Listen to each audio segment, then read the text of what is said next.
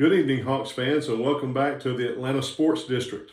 Thank you so much for supporting the podcast and for continuing to return and come back. And I've come to you directly after a 129-124 loss to the Indiana Pacers, the lowly Indiana Pacers. I think this is their 13th win, and somehow we have a way of making bad teams look okay, or bad teams looking really, really good. And they keep saying, well, we're doing okay against defense, everybody except this player, and doing okay, but why we're not defending everybody better is the thing. So we're going to do what we normally do. We're going to talk about some things. We're going to analyze the game. And Russell, you want to start with that? So first of all, I just want to talk about the fact that we have an offense that runs through only one player, or maybe sometimes two players, and then an offense that continually gets taken over and like Somali pirated by CJ McCollum. It was very evident that every time he came in the game, he was ball hogging, he was keeping the ball away from our other players. It was very rough with him on the floor offensively.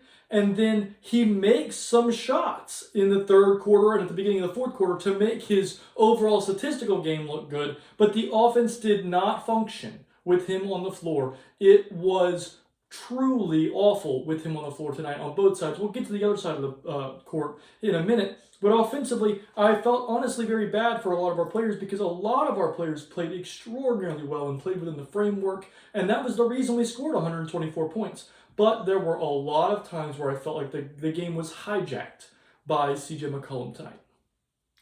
And we just can't have that. I mean, when you've got one player with a 30-point triple-double in the middle third quarter, and then when CJ comes in, he's not touching the ball, he's not seeing the ball 4 or 5 times straight down the court, and some things are happening. And it's just, like I said, I've been really hard on him, and I probably maybe a little too hard, maybe a little too focused on him. But we moved Trey out of the way to put the ball in Jalen's hand because he was a ball-centric guard. Trey was, who didn't play very good defense, and they thought they'd be better off with Jalen doing that. Well, now we got another ball-centric guard, doesn't play good defense. It's not nearly as good as Trey Young, as Russell said, hijacking the game when he comes in there, and it makes for roughness. And it's just 20 dribbles and then a crazy shot, and then we go down and try to get a stop, and then 20 dribbles and a crazy shot. That's just not going to work. And as long as we continue doing that, it's going to be difficult to win, because we're going to talk about the defense in a minute. But with his defense, if he is stagnating the offense and playing the defense he plays, it's just very difficult with him in the ball game. The other thing that I notice about the offense, when it does not work, the problem we are having is solely that we are not attacking the rim enough. We have such a large and athletic team, and for some reason we find it so much fun to huck up very contested threes over and over and over and over and over again, rather than making sure to attack the paint and use our advantages to our advantage. That makes no sense to me. I know we have one of the best three-point shooting percentages in the entire NBA, but still our biggest advantage is our athletic upside that our team has. Well, see, and like Russell's saying, the thing that it does is when you attack the paint, when you attack the rim, if they don't stop you, you get a dunk or you get a layup. If they do stop you, you get a kick out for an open three. That's how you have a large. The thing about the Hawks is they continually give up good 3-point nights because a lot of times they don't close out very well. And these people are shooting 3-point shots with nobody else even in the picture with them. And we get that kind of thing when we attack the rim and we pass it out. And the guy's down there all by himself. And I'm telling you, NBA players make those. They make them at a high clip. And so if we'll crack the paint to score and then crack the paint to pass, but there should never be a time that we have the ball that we don't put a foot in the paint trying to make a pass, trying to score the basketball, especially with the athleticism and size and just overall strength, physical strength of our team and the players that we have. I did think we had a few players that played very well downhill. We'll talk about that in the player-by-player section. But overall, as the majority of the team, I thought we settled a little bit too much for jumpers. Moving to the defense, we have a basketball terrorist on our team, and his name is CJ McCollum, because he is pitiful offensively, and he may be the worst defender I've ever seen.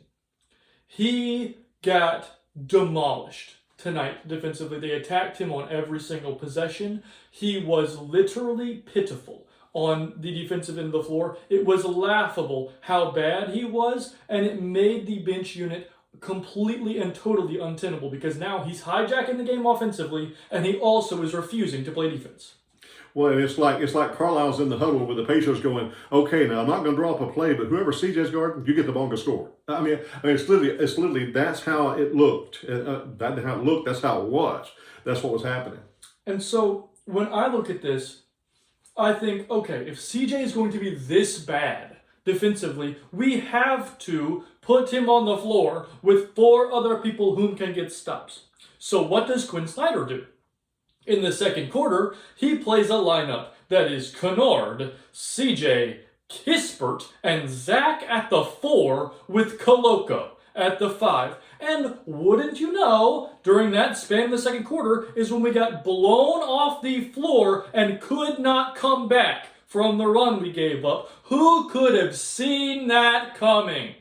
Well, when you play that lineup, that defense, Koloko, you don't like him because, like I said, he gets mad when somebody comes to his paint. But he is a drop big, and this team, they shoot a lot of threes, they move the ball. You need to be able to play up to. He's not fast-footed enough. So when you've got and Zach is a great defender. Zach is a tremendous defender at the 3. I think he'd be a really good defender at the 2. At the 4, he's a little light. He's a little slight. He needs to get a little stronger and gain some weight. So when you've got a big that can't play up to touch, you've got him at the 4 and those other 3. It's just not going to work. And then, like we've already said, the defense getting stagnant because one man insists on having the ball for 20 seconds to 24 seconds and shooting just about every time.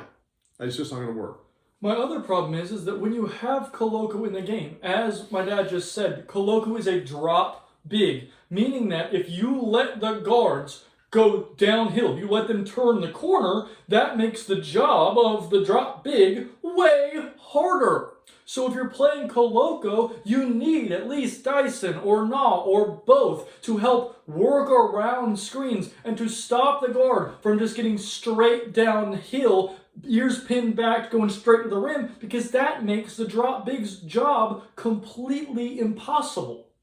When he steps up, they throw it behind him. If he stays back, they shoot a little floater. Because they're turning the corner very easily. Right. So we cannot put a bad defensive lineup with a drop big. That does not work. Drop bigs are almost completely totally extinct in the NBA because of this reason. And my thing is that I don't understand is every team, like for instance, the Indiana Pacers, they're bad. They are 13-36. But they figured out, we're not gonna play dudes who can't defend. Ben Mathurin is not going to play a ton. Ben Shepherd is not going to play a ton. TJ McConnell is not going to play a ton. We're not going to play IJack to a 6'9 center because they can't get stops. Every team in the NBA is figuring it out, and our coaches think they have this fallacy that we're going to be able to play this lottery game of throwing offensive lineups on the floor and just praying that one day the balls will drop with the right numbers on it, and they'll miss enough shots that makes it where we win. Well, see, and the reason I think that we play our guy, and then they don't play their guys can't play defense, is our guy's name is C.J. McCollum, which means he's thought of as a very starful. I saw something today online that said he was the most overrated player. They had the most overrated player from every team. Of course, he's the most overrated player from our team, and the reason he's overrated is he's not great on offense, and he is terrible on defense. Terrible. Now, moving to my overarching thoughts on the team right now, I think that we desperately need Zach to be healthy enough to play 30 minutes. I think he was on a minutes restriction first game back. Great to have him back. I thought he played very, very well. Very good. But we really need him to play 30 because it would keep CJ off the court more. It would keep Kennard off the court more. Please, goodness gracious. We got to have Zach playing. We have to have Zach closing games. That's very crucial. I don't know what Quinn's got against him closing games. I don't know what he's done in the game that would say he can't close it. I think he'd be great to have it because he's got a pretty good outside shot. He's a really good defender. He helps move the ball. He's fine. He had one game earlier in the year where he really struggled with decision making at the end of the game. And after that, Quinn has not played him at the end of games at all. And I wonder, how can he learn to make those decisions if he doesn't play at the end of the game?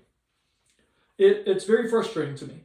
My other overarching thought that I see is that, man, Mo Gay is so stinking good. Yes. And he played. And tonight on defense, he ended up with 15 points. Yep. I don't know if he scored it. I knew he had 51 points. 15 points on offense. If he gives you Mo Gay defense and 15 points on offense, you cannot afford not to play him. He played 32 minutes and was one of our only players in the positive plus minus tonight. He was absolutely fantastic. He was moving his feet like crazy. He was not defending without fouling. He is by far and away the best post defender on our team. And for a team that desperately needs help defensively, I would love to see him continue to play extraordinarily high minutes because that is what he deserves. And name me another player in the whole NBA that can play harassing defense on a point guard at half court and he's 7 feet tall. I mean, the player, the defender is 7 feet tall. Then maybe somebody else that can do that. That can literally come out and play, and move his feet and play man on the point guard at that height in this league. Nobody. That's what makes him so valuable. What makes him so valuable is he can't be replaced. The replicability of a player is what makes him not valuable at all. Well, there is no other Mo Gay. This year, I saw a stat earlier today that was stocks plus defensive efficiency plus defending without fouling per 36 minutes. And the top 3 players in the entire NBA were Victor Wembanyama, Chet Holmgren, and Mohamed Gay. And that should tell you everything you need to know. I mean, those 3 players are the 3 players that can do what Mo Gay can do on the planet. We have to play that guy. Now, moving to the player-by-player section, Christian Coloco had himself a rough one. He played 16 minutes. He did not score on 4 shots. He had 5 rebounds with no assists, no turnovers, and 2 fouls. He didn't have a steal or a block and finished -9. He was very bad. He was, and yeah, I like him. I do. But the thing about his shot misses, 0 for 4 you said? Yes. The thing about his shot misses were not that they were shot misses, but they were layup misses and putback misses. And I mean, how was there a lid on the basket on? What's happening there? My thing, you're 7 feet tall. Take the ball like that and you won't miss the shot. Dunk it. Dunk it, yes. And then the other thing I will say is that, quite honestly, he is a two-way big, and he has always been a two-way big, and he kind of might be going back to playing like a two-way big.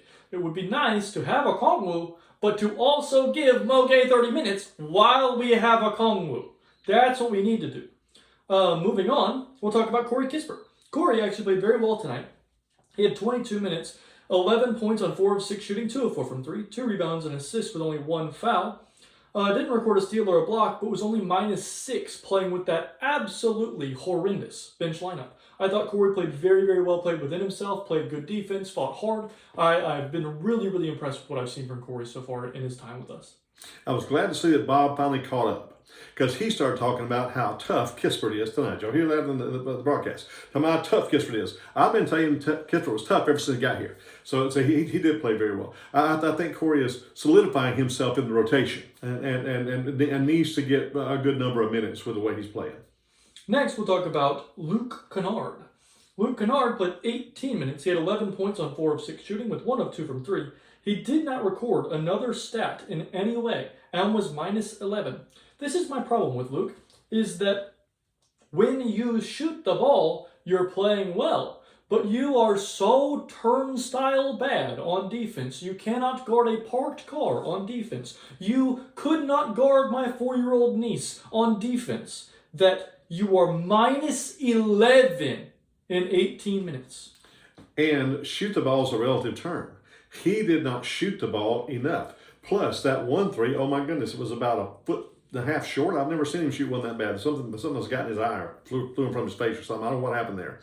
But if he is not actively seeking his shot and looking for it, now y'all say he's had these games where he scored 20-something points and he's like, boom, boom, boom, boom. And man, I'm telling you, I love it. I love watching him go back with that little jog he's got back when he just hit that shot. I love that.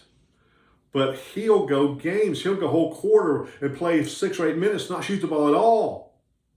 And he doesn't provide enough otherwise on offense to make up for the defense he plays. And like Russell says, is not as bad as CJ McCollum, but it's pretty bad. Pretty bad. Moving on to the aforementioned CJ McCollum. CJ played 29 minutes, unacceptable amount. Wonder how many assists he had. He played 29 minutes with 18 points on 8 of 15 shooting. What wonderful efficiency. 1 of 5 from 3. He had 4 rebounds with 2 assists and 2 turnovers. Absolutely pitiful work in that regard. He did have 1 steal, but also finished minus 11. Minus 11 in a game that you lost by 5. So I'm just saying. And here's the other thing. 29, now the other night he had 0, you remember that. 29 minutes, 2 assists. And to make up for that, he had 2 turnovers. So he's like a 1-to-1 assist to turnover ratio. And 2 assists. 15 shots to get 18 points, but 2 assists. And the thing that really gets on my nerves is when they start talking about like, oh, he's really giving us what we need. We're so glad to have him out here and all this kind of stuff. Until he starts giving us what we need, I will not be glad to have him out there. He needs to give more effort on offense, and he needs to be more effort on defense and less selfish on offense. 2 assists for 29 minutes, and like he hijacking the ball, stealing, taking the ball away from his own teammates, insisting on being the lead guard. If you play 29 minutes, you'd have at least 7 or 8 assists.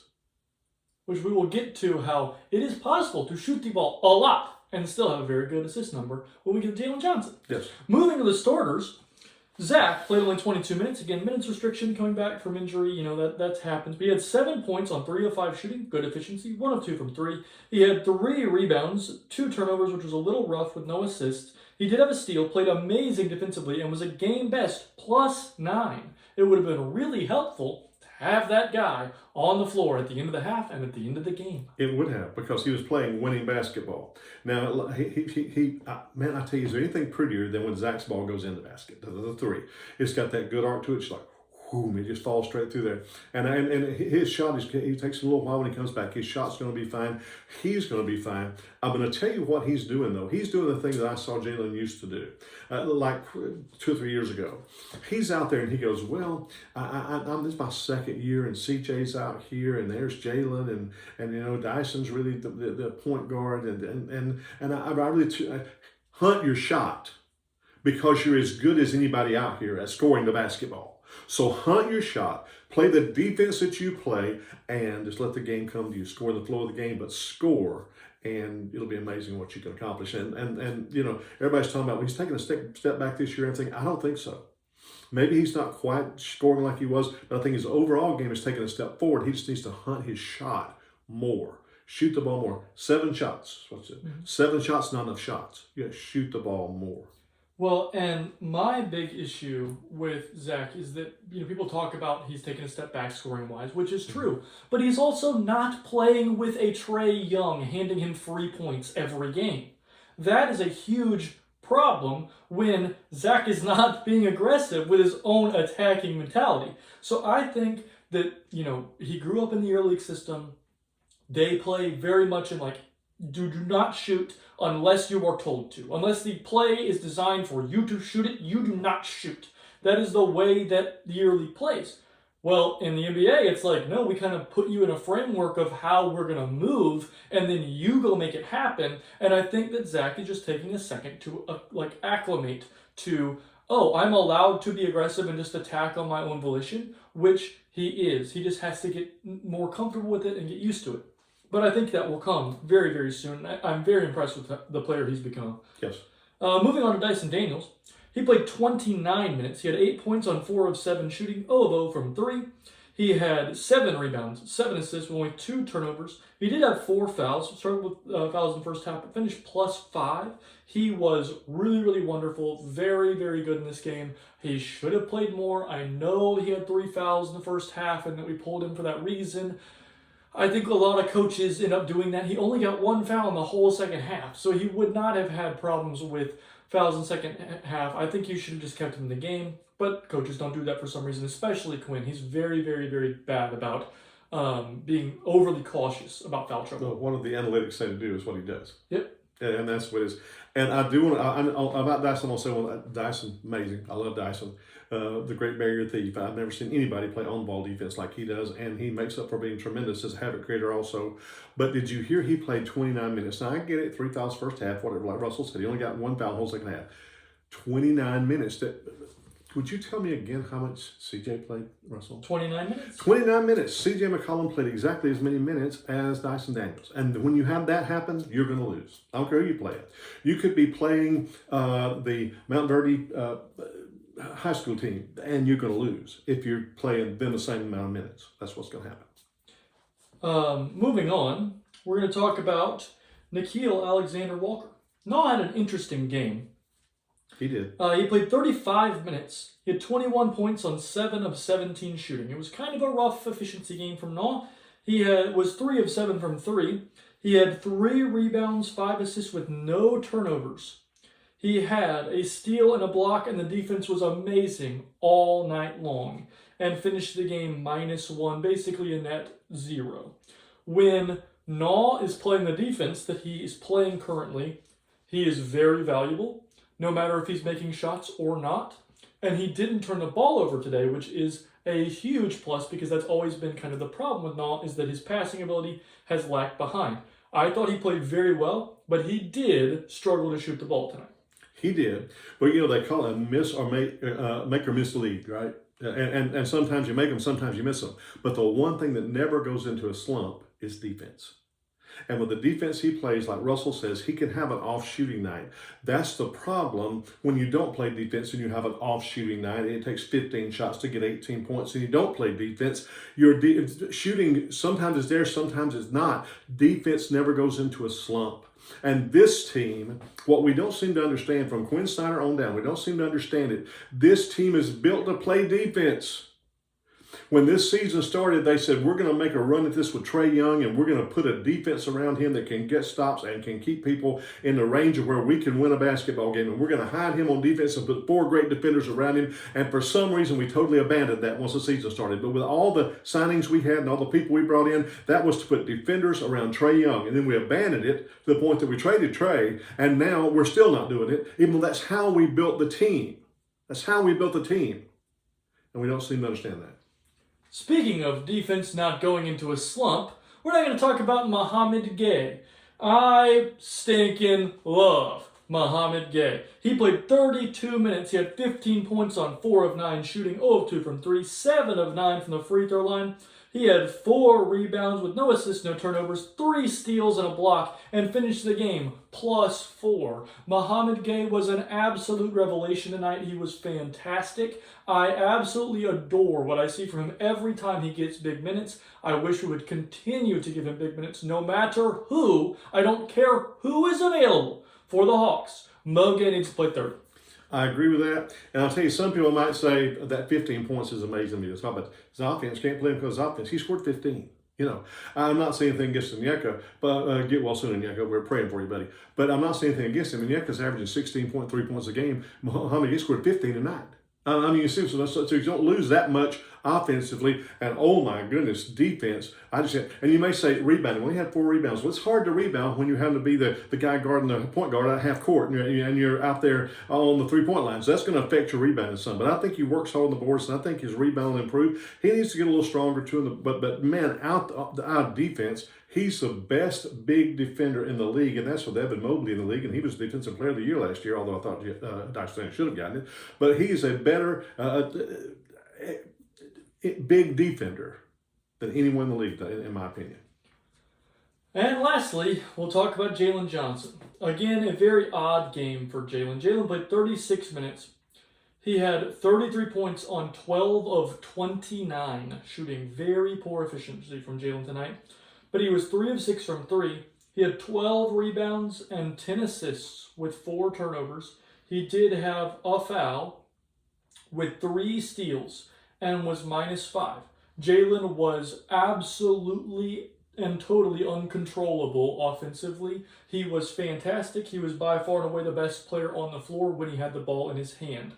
The only problem is Jalen played defense tonight. Let me rephrase that. Jalen didn't play a single drop of defense. His defense was absolutely pitiful tonight. And so when you have CJ McCollum being absolutely pitiful and Luke Kennard being absolutely pitiful, what you don't need is your superstar also being absolutely pitiful defensively. Who also happens to be literally the most athletic person in the history of the NBA.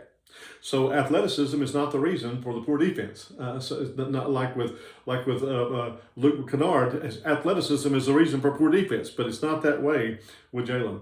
I think that Jalen needs to get in better shape. I look at me. Who am I to talk? But I'm not trying to play in the NBA either. But what I mean by that is I think, because he's having to exert so much energy on the offensive end, it's affected him defensively. And I also think in his mind, he's worried about the offense of what he would do. When we get the ball back, we're going to be doing this while he's playing defense. I think he needs to shut that off to play defense. And also, I think he needs to do a lot of running, a lot of cardio. He may already be doing this. If you are, Jalen, I apologize to you. I just think you need to be able to go hard both ways for the length of time that you play. Now, Jay, he's played a lot of minutes. I've been concerned about injury for him, because a lot of times when he plays minutes, that's when he gets hurt.